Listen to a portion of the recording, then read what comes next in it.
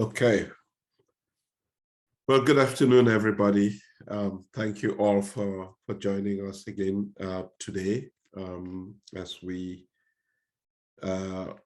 almost 6 months into this program, because we started doing this in the month of October. So it's more than 6 months, actually 7 months into this program, really just updating everyone weekly on the whole the Afghan arrivals, but this has gone beyond just the Afghan arrivals, and we thought to keep this bi-weekly update so that the efforts within the community continues, especially as we envisage the looming arrivals or the pending arrivals of Ukrainians within this community. It's important that we keep the momentum of keeping everybody informed and making this a community effort. At the end of the day, it's really helping position St. Louis as a welcoming community. About just over a week ago, we had an article published by the Associated Press that went nationwide. We thought it was nationwide, with reference to the work that we are doing in St. Louis with the Afghan Resettlement program. And only last week we had St. Louis in the news again on BBC with reference to the effort that's being done. And I think what we're trying to do as a community, on the one hand, is trying to build a more inclusive community and creating opportunities for the refugees and immigrants who come here. But on the other hand, we're really positioning St. Louis as a community that refugees and immigrants across the country, and maybe to an extent across the world, can identify St. Louis as a place where they can come to and a place where they will feel welcome and they can call this place home. We may not see the results in the short term, but we're seeing the hallmarks of what we think is eventually going to lead to that secondary migration one, but even more that people in refugee camps across the world can also look to St. Louis as a place where they can come and find hope here. And all of that is going to be thanks to you all, not just the International Institute, but all these organizations that you represent that provide us with the support and resources to be able to do the work that we're doing. And I want to thank you all, and thank you for continuing to come to these meetings and share and listen to some of the work that we're doing. This week, our agenda is going to be really focused on one. Obviously, we'll have a resettlement update, but we also want to just update you on progress or developments with reference to Ukrainian resettlement, because that eventually we're seeing a movement in that direction, and eventually we're going to get to the point where we'll see Ukrainians coming to St. Louis. And then always, community shout outs or upcoming events or opportunities for involvement. And then we would also take question and answers. That's what we have for an agenda for you today. And I will proceed to just talk a little bit about resettlement updates.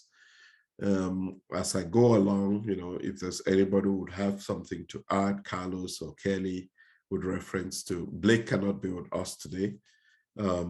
So in terms of resettlement, we have had one case of 7 arrived last week. That one case of 7 was moved directly into permanent housing, which is a good feeling. Seems like normal times. We have 5 cases of 8 individuals that are set to arrive this week. So we are seeing a movement in terms of resettlement. So even post the Afghan arrival, we are seeing refugees continue to come in. All arrivals are moving directly into permanent housing. We have access to some stock of housing that they're moving directly into. And then arrivals are expected to continue progressively and will pick up, increase in number as we head into summer. That seems to be the normal trend of things. And so we're getting to that normal pace of things. With reference to housing, we have not, as of the 13th of May, we had everybody in temporary housing moved into permanent housing. And that's something that we celebrated here, and something that this community celebrates as well. In terms of employment, which is really that next phase that we're beginning to see, since the 1st of April, we've had about 18 job placements, which is good. We see the average wage continue to be up there above $15 an hour, which hopefully puts our new arrivals on the path to prosperity here. That is it for resettlement updates, unless there's something else that anyone on the team would like to add, without which I would go on to talk about program updates at this point. And at this point, I'm going to call on Rosie to talk about, some support that we're getting in terms of how we're supporting the Afghan community. So I'll turn it to Rosie Lang, who is our Director of Social Work at the International Institute. Rosie. Thank you so much, Ray. I'll keep it very brief. We've had some really fortunate news that we're very grateful for in terms of behavioral health programming that I wanted to communicate to the group. One, we were notified by Retirement Research Foundation, or RF Foundation for Aging, that we will have continuation of support for behavioral health screening therapy and behavioral health literacy for individuals age 65 plus. And so that is very exciting for us to be able to continue that programming.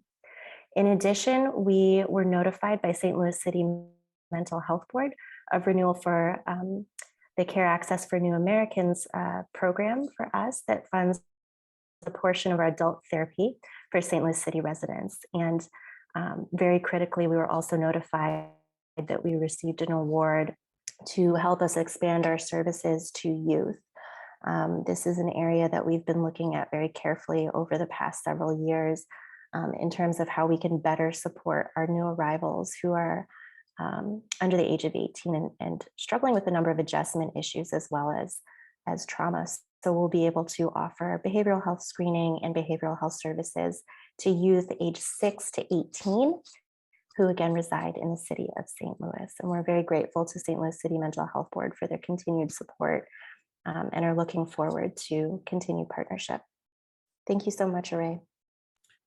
Well, thank you very much, Rosie. This is a crucial piece of the resettlement effort for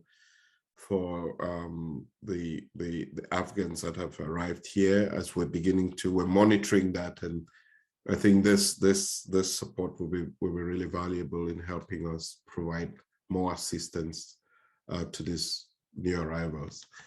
At this point, I would go on to talk about what the status is with reference to Ukrainian resettlement. And I know everybody we get a lot of questions with reference to Ukrainians and their arrivals and how many have come here. So far, we have not seen significant number of arrivals of Ukrainians into St. Louis, not to say that they're not coming into the United States. We are getting a lot of inquiries for people who have been here, and most of them are people who qualify for what they call the temporary protective status because they were here before, I think it was the April 11 date, that anybody who was here before that date could qualify. We also know that the Department of Homeland Security has this new directive with reference to Ukrainians coming into the United States, how they can be supported so individuals can sponsor them. And we mentioned that in our meeting last time.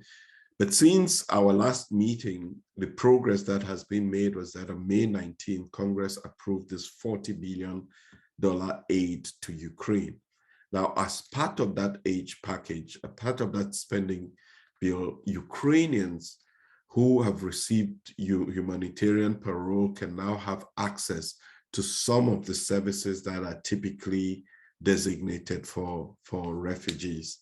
Some of them. This does not include resettlement at this time. Who knows whether that's going to change, but at this time, it doesn't include resettlement.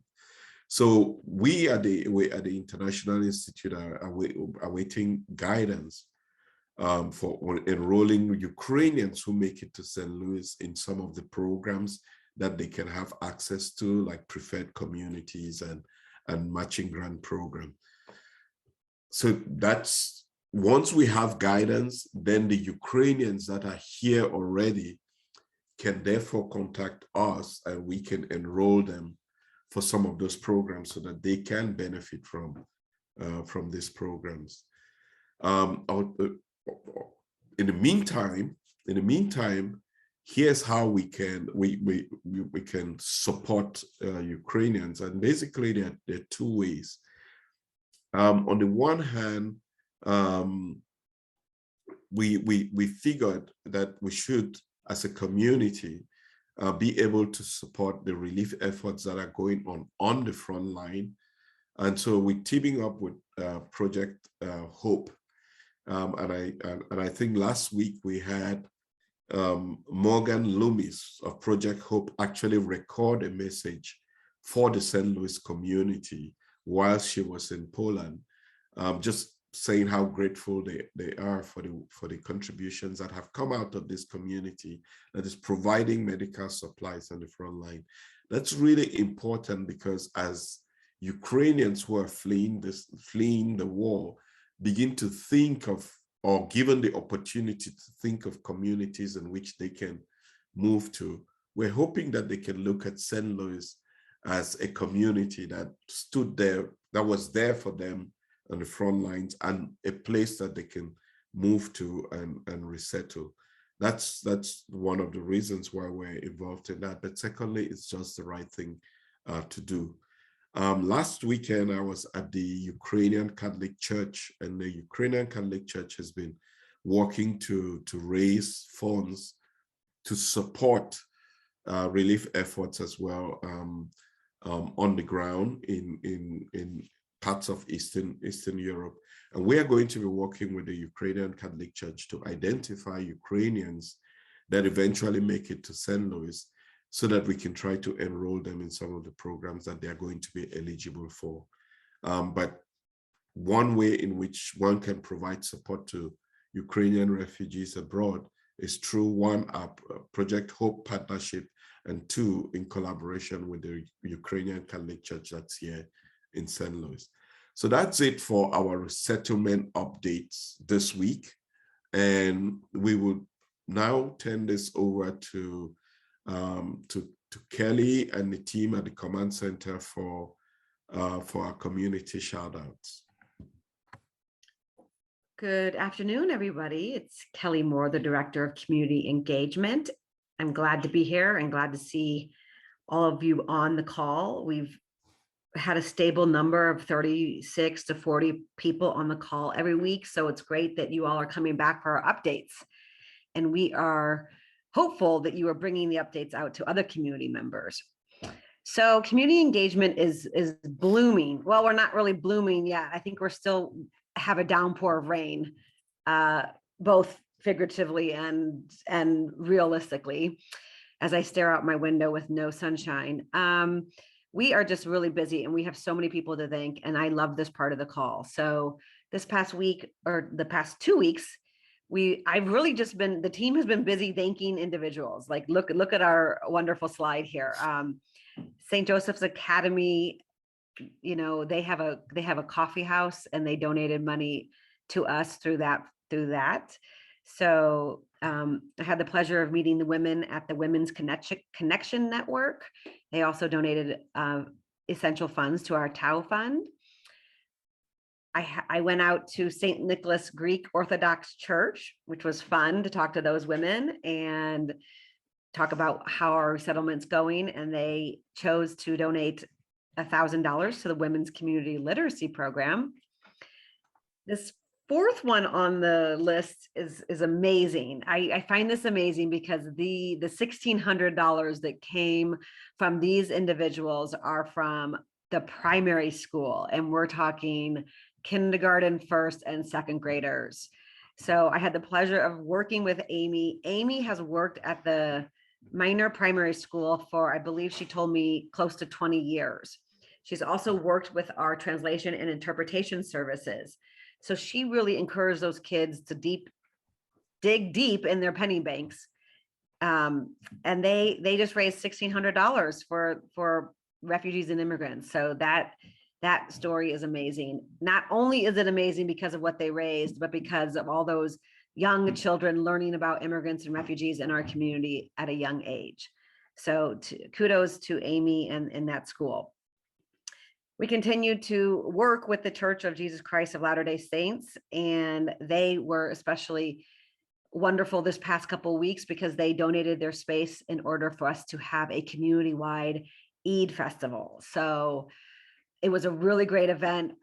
I unfortunately wasn't present at the event, but I'm told there were a lot of people there. I want to say thousands, but you know, we had Afghans who have been here since the 80s. We had Afghans who have just recently arrived. We had Americans, community members, people celebrating each other's cultures and faith. And so it was a great event. It was the first time we've done something like that. And so thank you to all of you for being available, for supporting us, for being interested in the work that we do. I want to also just mention, you know, it's nonstop at community engagement, and so things to look forward to. I didn't have time to put this on the slide, but we received an in-kind donation from MyBox. So any of you who have been in our facility, we've had 4 large containers in our parking lot. We have finally emptied those containers. So a big shout out we have a team of about 6 dedicated volunteers who have really been with us since August. They know more about the space than I do now. They've been organizing, they've been handing distribution. You know, we've had multiple distribution events, but really just a shout out to those volunteers. Many of you have probably been there. We've had partnerships with BJC, Schnucks, Commerce Bank, lots of other corporations who've come out and given their time in organizing the donations. So the MyBox containers are leaving soon. Our gym will be half empty soon. And in the next couple of weeks, I have McCarthy Construction, Deloitte, and a youth group from South Carolina coming to help us finish up the project. So I'm just really proud of our community members, and the progress we're making when it comes to our newly arrived friends. So thank you. I can't say it enough. I really appreciate all of you. And I can't wait for the sun to come out, and I can't wait for us to do more work together. Take it away, Carlos. Well, thank you, Kelly, and great to see everyone here this afternoon. Just wanted to reinforce and highlight some upcoming events for the community. This June 18th, which is a Saturday, we are celebrating World Refugee Day here at the International Institute of St. Louis's campus. The theme this year, provided by the UNHCR, the UN High Commission for Refugees, is whoever, wherever, whenever, and everyone has the right to safety. So we really want to embrace this year's theme here at the International Institute. This is an event targeted for the community to really educate, inform, and inspire the St. Louis community on what it means to be a refugee. Actually, we're going to have some really dynamic simulations to kind of go through the refugee process, or at least emulate it, but then also have a very festive atmosphere. This event is also for our new arrivals to really connect with people here in the community. And so we look forward to seeing those that can attend. It will be during the day and here open to the public. So we look forward to seeing everyone who can participate. And we also have a number of volunteer opportunities for that I'll mention later. But on July 2nd, we'll be walking in the America's Birthday Parade, Let Freedom Ring. So have a great time celebrating. And then of course, coming up this August 27th and 28th, the Festival of Nations is back in Tower Grove Park. We have a brand relaunch for this, as well as some exciting announcements and ways to volunteer for this massive and fun event coming up late August. You can go to the next slide. Just again, for communities to opportunities to support our community support program, we're still looking for volunteers to help with public transportation for new arrivals. We have another mock interviews job workshop coming up, World Refugee Day, and as Ari mentioned earlier, with new arrivals, we still have a number of apartment setups that we're doing. So those are a little more sporadic, but they are posted on our website on the volunteer section. And then of course, the Festival of Nations that we're looking for volunteer support. With new arrivals and with people here in the St. Louis community, we're still asking for grocery gift cards, in particular to Schnucks and Aldi, to support the new families and new individuals and to prevent any food insecurity, as well as continuing to support our TAO fund to build capacity and strengthen our support to new arrivals. The TAO fund goes specifically to support refugees and their needs as they arrive to St. Louis. So just making some connections here, for individuals that would like to volunteer, we've updated some of our links on our volunteer page. So at the International Institute's website /volunteer, it's a direct link. For our community support program to connect with individuals or to help support families directly, Wafa Osman, our colleague, oversees that. So please reach out to her. For the individuals that want to get involved in more of the youth side of programming here, especially the after-school program for immigrant high schoolers and the refugee youth mentoring program, please feel free to reach out to Catherine. There's more details listed on our website. And then we're looking for volunteer groups that want to help with volunteer during the Festival of Nations. So our colleague Chrissy Durant is overseeing groups, larger groups that would like to get involved. And then of course, general donations, always excited to receive cash donations at the International Institute's website /donate. We can go to the next. And then of course, through our social media, as Ari mentioned, we've had some great news coverage in the continually, but we also are posting links to some of that news coverage via our social media channels. So if you missed something or want to catch up on something, it's a great way to see what's going on and also just to amplify the message of our mission and collective vision here in the St. Louis community. So again, we want to thank everyone for your support, and we'll pass it back to you, Ari. Thank you very much, Carlos and Kelly, for the community shout outs and updates. Quick plugging the World Refugee Day that's coming up. I think it's going to be a huge opportunity if you've not come out to visit the campus since COVID. We're open and back for business, but we would really like to see as many people come out and share exciting experiences on that day. We really want to make it a festive mode as we celebrate the resilience of people who have been forced to flee their home country because of conflict or persecution, and they find a place here called home. We celebrate their resilience, but we also want to give people a sense of what that means, what it means to come here as a refugee, that experience, walk in their shoes a little bit, or maybe even get to meet some people who came down that path and talk to them and share those experiences. So we're looking forward to having a big turnout. I hope that you all will mark this down on your calendars and join us for that.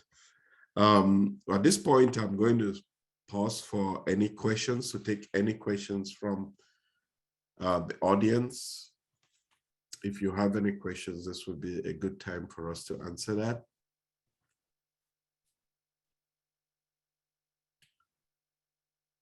And yes, we will have music and food to celebrate on June 18th.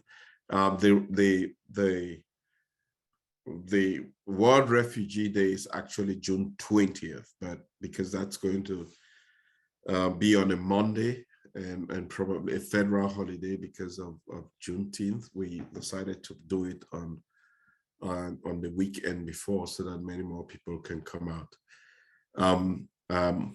If there are no questions, as I see that there is none so far, and if there is nothing else that I've left out, I'm talking now to the team at the International Institute, then we will give back your time today, and we will be back in 2 weeks.